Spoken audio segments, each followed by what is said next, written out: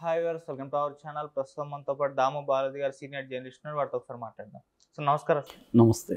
Sir, వివేక హత్య కేసులో కొన్ని కీలక పరిణామాలు అయితే చోటు చేసుకుంటున్నాయి సార్. సునీల్ యాదవ్ అప్రూవర్గా మారబోతున్నారని చెప్పేసి వార్తలు అయితే వినిపిస్తున్నాయి. ఈయన అప్రూవర్గా మారితే ఇటు అవినాష్ రెడ్డి బెయిల్ క్యాన్సిల్ అవుతుంది, జగన్మోహన్ రెడ్డి గారు, భారతిరెడ్డి గారు కూడా ఇందులో ఇన్వాల్వ్ అయ్యే అవకాశం ఉంది, అంటే ఇన్వాల్వ్ చేసే అవకాశం ఉంది అని చెప్పేసి చెప్తున్నారు. సో ఈ కేసు ఎటువైపు మళ్ళీ అవకాశం ఉంది, మరి ఏం జరిగే అవకాశం? ఇప్పుడు ఒక కొత్త ట్విస్ట్ వివేకానంద రెడ్డి హత్య కేసులో ఒక కొత్త ట్విస్ట్ జరగబోతూ ఉంది. ఇంకా జరగలేదు కానీ జరగబోతున్నట్టుగా మనకి సూచనలు వచ్చాయి. ఆ కొత్త ట్విస్ట్ ఏంది అనేది ఒకటి. రెండవది, సుప్రీంకోర్టు అవినాష్ రెడ్డికి నోటీసులు ఇచ్చింది. ఆ కేసు పరిస్థితి ఏంటి? మూడవది, సునీత రెడ్డి మొన్న అసెంబ్లీకి వెళ్ళి అక్కడ చాలామందిని కలిసింది, రఘురామకృష్ణరాజుని కలిసింది, హోమ్ మినిస్టరు అనితాని కలిసింది. ఎందుకు కలిసింది, ఆమె ఏం చేయబోతున్నది, ఈ మూడు విషయాలు మనం మాట్లాడుకుందాం. ప్రధానంగా ఫస్ట్ది సునీల్ యాదవ్ నేను తర్వాత చెప్తాను. సునీల్ యాదవ్ అప్రూవర్గా మారబోతున్నాడు అనేది పెద్ద ట్విస్ట్, దాని తర్వాత చెప్తాను. ముందుగా మనం సుప్రీంకోర్టు తీసుకుంటే, సుప్రీంకోర్టు అవినాష్ రెడ్డికి నోటీసులు ఎందుకు ఇచ్చింది అంటే, సునీతారెడ్డి సుప్రీంకోర్టుకు బెయిల్ రద్దు కోసం పిటిషన్ వేసింది సుప్రీంకోర్టులో. ఎవరు బెయిలు? అవినాష్ రెడ్డికి ఇచ్చిన బెయిలు ప్లస్ దేవిరెడ్డి శివశంకర్ రెడ్డి, వీళ్ళిద్దరు బెయిలు ఆమె రద్దు చేయమని చెప్పింది. ఎందుకు అంటే, మనం చాలాసార్లు చెప్పుకున్నాం, ఓవరాల్గా 8 మంది అక్యూజ్డ్ వివేకానంద రెడ్డి కేసులో ఉంటారు. Number 1 Erragangireddy, number 2 Sunil Yadav, number 3 Umashankar Reddy, number 4 Dastagiri, number 5 Devireddy Shivashankar Reddy, number 6 Gajjala Uday Kumar Reddy, number 7 YS Bhaskar Reddy, number 8 YS Avinash Reddy. ఇందులో ఒకడు మైనస్ అయిపోయాడు. ఎవరు? దస్తగిరి నేను సాక్షిగానే పరిగణించానని హైకోర్టుకి వెళ్ళారు. సిబిఐ కూడా సాక్షిగానే పరిగణిస్తూ ఉన్నారు. నిందితుల లిస్టులో నుంచి అతను తీసేశారు.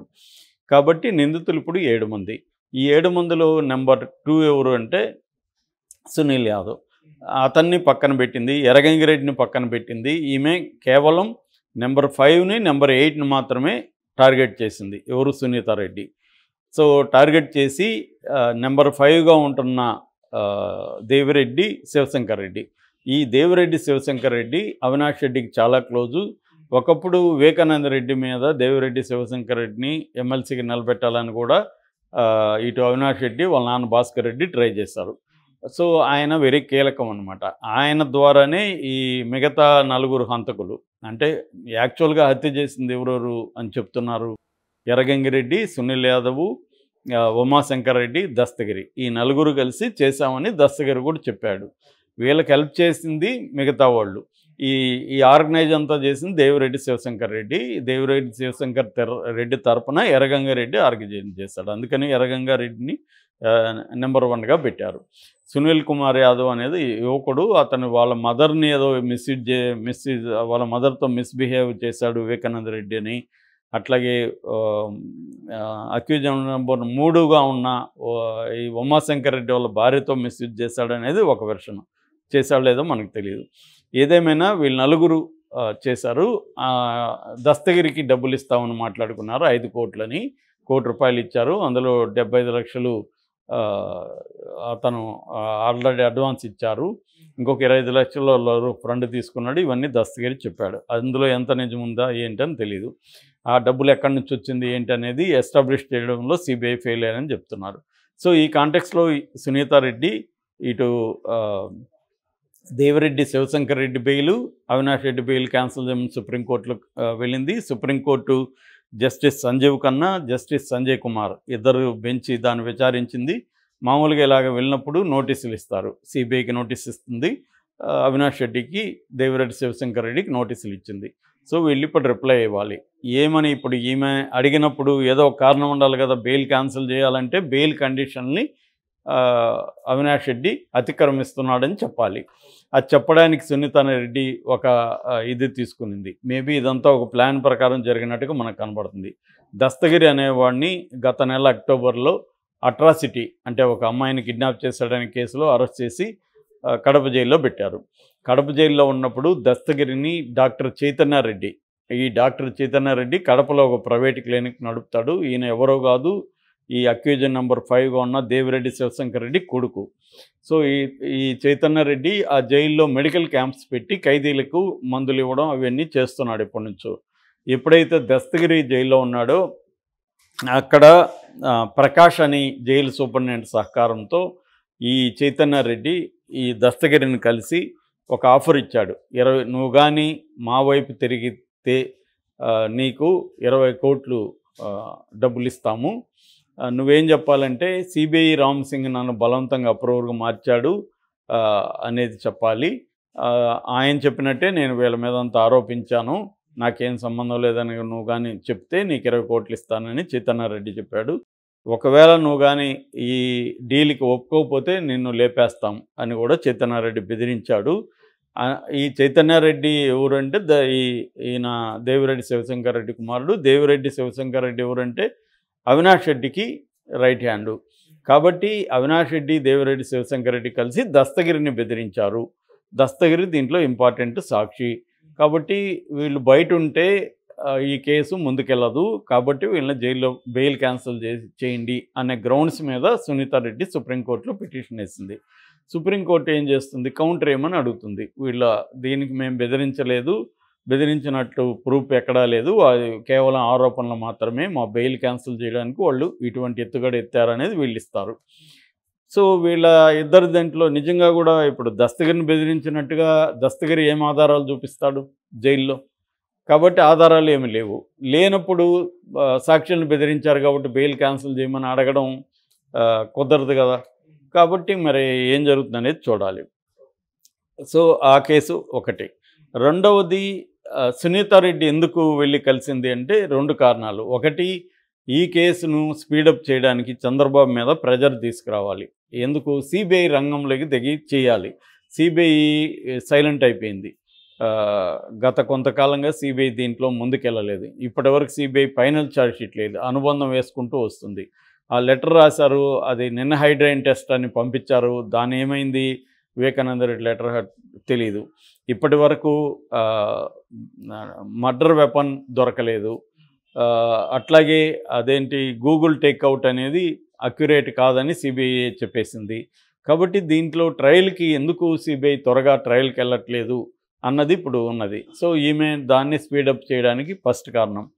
రెండవది, తన మీద వివేకానంద రెడ్డి పిఏ ఒక కేసు పెడతాడు సునీతారెడ్డి మీద, వాళ్ళ భర్త మీద, రామ్ సింగ్ మీద.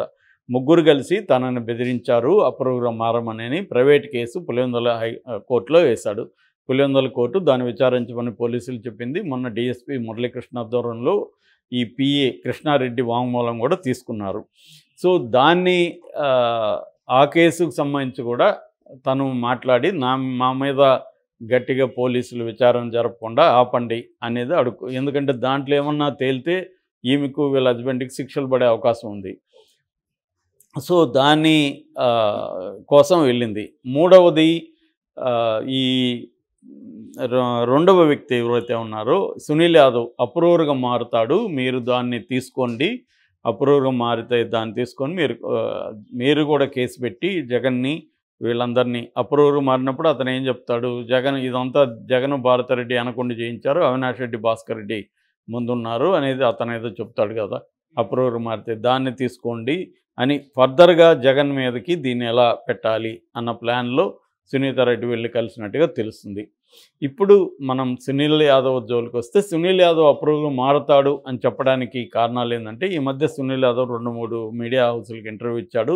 అందులో అతను వివేకం సినిమా నేను చూశాను, వివేకం సినిమా కరెక్ట్గానే తీశారు అని చెబుతున్నాడు. కరెక్ట్గానే తీశారంటే వివేకం సినిమాలో ఏముంది, జగనే చంపించాడని ఉంది. గండ్రగడ్డలు కూడా జగన్ పట్టుకున్నట్టు పోస్టులు అంతా కూడా చూసాం మనం.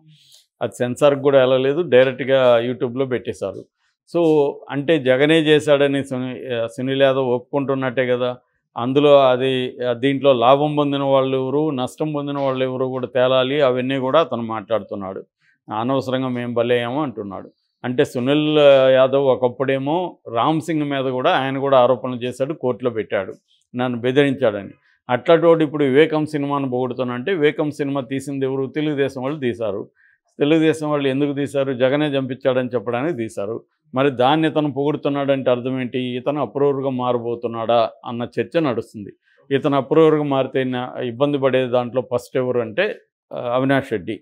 ఎందుకంటే అవినాష్ రెడ్డి చంపించాడని అప్రూవర్ మారిన ఇతను కానీ స్టేట్మెంట్ కోర్టులో ఇస్తే అవినాష్ రెడ్డి బెయిల్ రద్దు అయ్యే అవకాశం ఉంది. ఇప్పటివరకు ఎందుకంటే అవినాష్ రెడ్డి రోల్ని ఎస్టాబ్లిష్ చేయడంలో సిబిఐ ఓన్లీ దస్తగిరి వాంగ్మూలం మీద ఆధారపడింది. దస్తగిరి వాంగ్మూలం కూడా డైరెక్ట్ కాదు, ఇయర్సే కిందకు వస్తుంది. అంటే దస్తగిరికి భాస్కర్ రెడ్డి కానీ అవినాష్ రెడ్డి కానీ చంపమని చెప్పలే. ఎర్రగంగారెడ్డికి చెప్పారని, ఎర్రగంగారెడ్డి నాకు చెప్పాడని దస్తగిరి అంటున్నాడు. ఎర్రగంగారెడ్డి ఏమో నేను చెప్పలేదు అంటున్నాడు. అందువల్ల దస్తగిరి వాంగ్మూలం రేపు కోర్టులో నిలిచే అవకాశం లేదు. అందుకని ఇంకొక వాంగ్మూలం కూడా తీసుకొచ్చి ఇతనికి ఏం చెప్పిస్తారంటే, నాకే చెప్పాడు అవినాష్ రెడ్డి, భాస్కర్ రెడ్డి నన్నే కలిశారు, నన్ను చంపమని చెప్పారు అనేది ఈయన చెప్పించారంటే కొద్దిగా ఇబ్బంది అవుతుంది. బెయిల్ క్యాన్సిల్ జైలుకి పోయితే అవకాశం ఉంది. సునీత రెడ్డికి ఉన్నది ఏంటంటే ఈ కేసు తేలి శిక్షలు పడదని ఆమెకు కూడా తెలుసు. ఆమెకి ఏంటంటే అవినాష్ రెడ్డిని జైలుకి పంపించాలా అనేది సునీతకున్న లక్ష్యం. దాంతోపాటు జగన్ని, భారతిరెడ్డిని బదనాం చేయాలి ఈ కేసులో. తెలుగుదేశం లక్ష్యం కూడా ఏంటి? వీలైనంత వరకు దీన్ని పొలిటికల్గా జగన్కి యాంటీగా ఎన్ని ఇష్యూలు వస్తూ ఉంటే బెటరు. జగన్ని తేరుకోనియకుండా దెబ్బ కొడుతూనే ఉండాలి.